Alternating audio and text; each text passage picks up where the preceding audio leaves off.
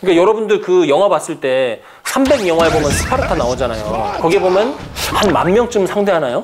100만 대. 100만 대군? 300명이서? 야, 100만.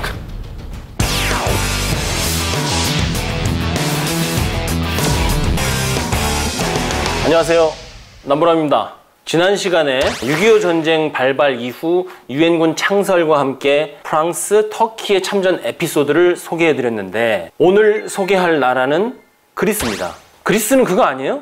따라라라라라라 자전거 타고 지나가면서 산토리니 생각나죠. 우리에게는 마냥 휴양지로 유명한 그리스인데 이 그리스는 근대 국가 성립기 이후의 역사도 굉장히 우리와 비슷하고 지금 현재 처한 상황도 공통점이 많아요. 그래서 6.25 전쟁이 발발했을 때 일찌감치 참전을 결정한 나라이기도 합니다. 6.25 전쟁에서 그리스 군대의 활약이 어땠는지 한번 오늘은 알아볼까요?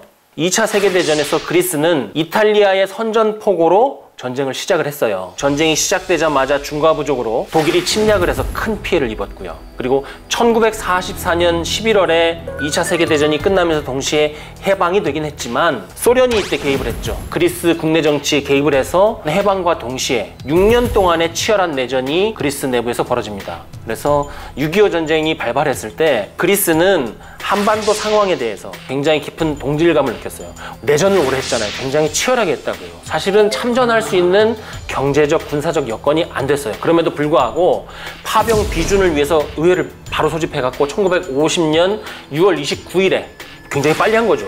공군 수송기 1개 편대, 육군 1개 보병 여단 규모를 파병하기로 했어요. 뭐 실제 파병은 좀 더 늦어요. 사람도 모으고 훈련도 하고 그래야 되니까. 그리고 또 미합참과 좀 조정을 해야 됐어요. 한반도에 병력을 파견하는 것도 중요하지만 그리스를 지키는 것도 중요하다. 너무 많다. 좀 줄여라. 그래서 조정과 협의 끝에 파병은 수송기 1개 편대는 그대로 보내고 보병은 1개 대대만 보내자. 이렇게 축소해서 시행된 거예요. 대대급이라고 하지만은 인원이 좀 많았어요. 장병이 1263명이었는데 내전을 했다고 그랬잖아요. 그래서 그야말로 전투의 달인들이 그리스 대대의 이름으로 온 거예요. 그리스 대대의 별칭이 뭐였냐면 스파르타 대대였어요. 그 스파르타가 맞아요.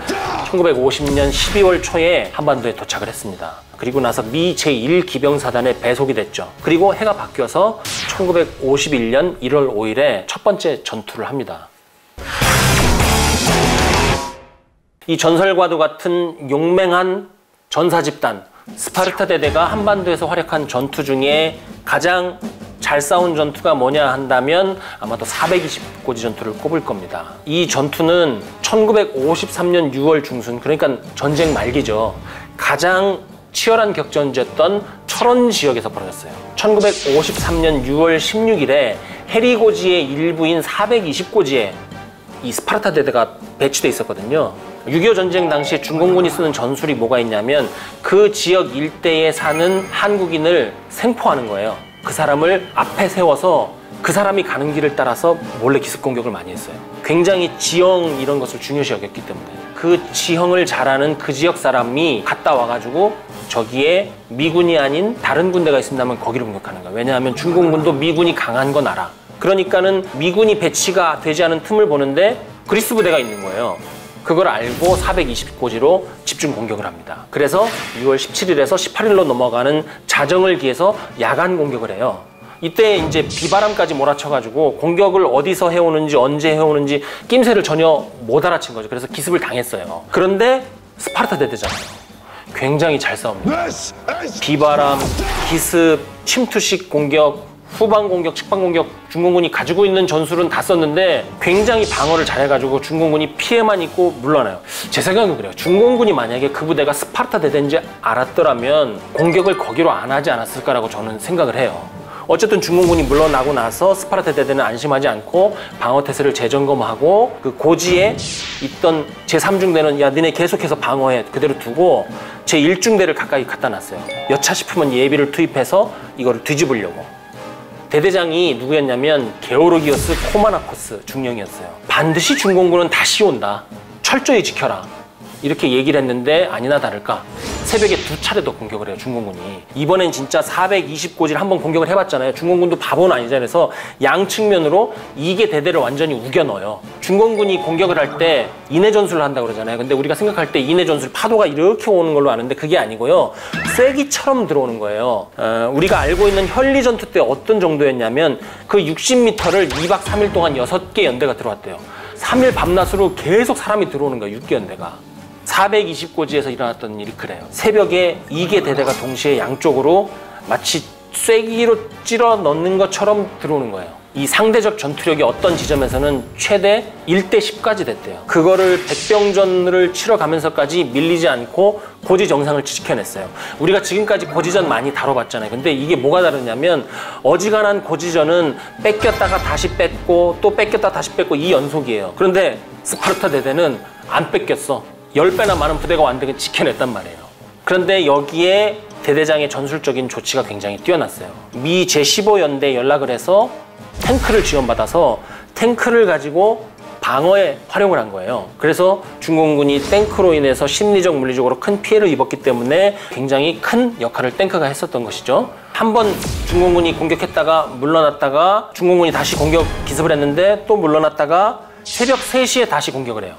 이때는 뭐 2개 대대고 뭐 양쪽이고 없이 그냥 파상 공격, 닭공이죠, 그냥. 그래서 이때 대대장이 딱 보자마자 아, 이거는 3대들은 중과 부적이겠다 싶어서 제1중대를 예비로 붙여놨다고 그랬잖아요. 1중대를 바로 투입을 해요. 그래서 다시 한번 중공군을 물리칩니다.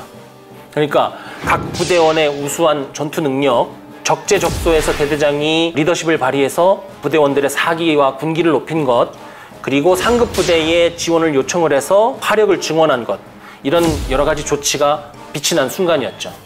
이 사진 보시죠. 저는 이 사진이 되게 흥미로웠는데 이게 1953년 6월 15일 해리고지 그 일대에서 찍은 사진인데 이게 이제 박격포탄, 조명탄이 뒤섞여서 날아가고 있는 거거든요. 굉장히 치열한 전투였다는 것을 이 사진만 봐도 알 수 있습니다. 자, 어땠을 것 같아요? 통상 이 정도로 10배 많은 부대를 상대를 했으면 상처뿐인 승리가 되기 쉽잖아요. 근데 전사 5명, 부상 20명, 피해가 이거밖에 안 됐어요. 반면 중공군은 전사상자 500명. 그러니까 10배 많은 부대를 상대를 해서 방어를 해낸 것도 놀라운데 피해를 100배를 더 입힌 거야. 진짜 스파르타.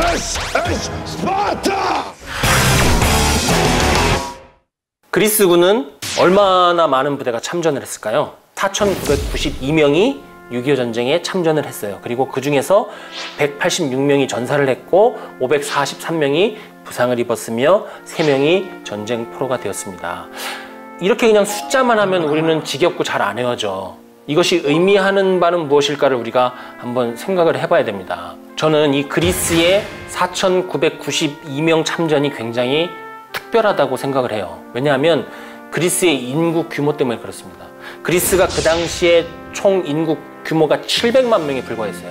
700만 명 중에 4,992명이 참전을 한 거라고요. 그것도 6년이 넘는 내전이 끝난 직후에 최정예 부대를 모아서 한반도에 보냈다는 것은 굉장히 특별한 의미라고 저는 생각을 하는 것이죠. 그리고 전쟁이 끝나고 나서도 이 그리스는 자신의 아들, 딸들을 한반도에 남겨둬서 평화가 정착되는 것을 가능한 한 오래 지켜보려고 했습니다. 1955년 12월까지 유엔군 사령부 연락장교단에 장교 1명, 병사 9명, 경비부대 1개 중대를 남겨뒀어요. 경비 중대는 계속 남아서 1972년까지 포천에서 임무를 수행한 후에 고국으로 돌아갔습니다. 우리 한반도에 굉장히 오래 있었죠. 이러한 그리스군의 공적을 기려서 지금 여러분들 여주에 가면 그 휴게소 뒤에 그리스군 공적비, 그리스군 참전비가 있어요. 여기에 이렇게 써 있어요. 행복은 자유 속에 있고 자유는 용기 속에 깃든다는 신념을 가진 그리스의 용사들, 정의를 위해 몸바친 186명의 고귀한 생명 위에 영광이 있으리. 그리스에서는 또 최근에 한국 영화의 밤도 하고 한국 주간 행사, 또 우리 K-팝 팬들이 굉장히 많다고 그래요. 그래서 지금도 굉장히 양국 간의 관계가 활발하고 이러한 양국 간의 활발한 교류의 시작이 70년 전 6.25 전쟁에서 서로 우방으로 시작됐다는 사실을 기억했으면 좋겠습니다.